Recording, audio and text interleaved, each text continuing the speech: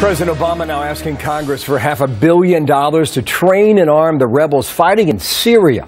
This to try and stop the violence from spreading into Iraq. Administration saying it would vet members of the Syrian opposition to make sure that weapons don't fall into the hands of those militant ISIS forces. All part of a broader $65 billion request, which includes $1 billion on the Syrian front. Doug McElway's live in Washington on a lot of money here at the White House there. Doug, many of the president's critics are saying it's too little, it's too late. What does the White House say about that? That's right, Bill. For months now, in fact, a lot of Republicans have been pleading with the administration for a more active engagement with the moderate elements of the Syrian opposition.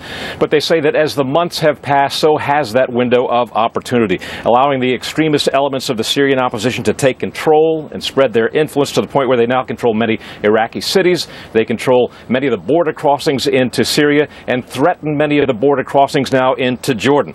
All a consequence, they say, of the president's intentional, conscientious and conscious decision to have a smaller footprint in the Middle East, a lack of engagement in the Middle East, they maintain. Here's Senator Lindsey Graham on the record the other night.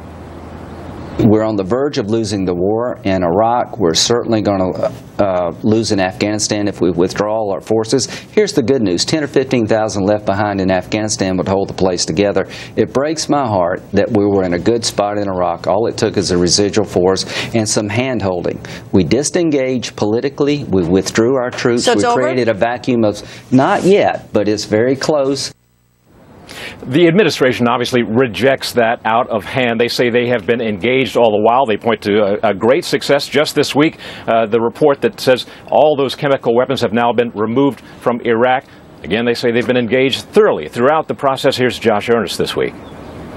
We've made clear that we are going to support moderate elements of the opposition. We've provided support in a variety of ways, including both military and non-military support.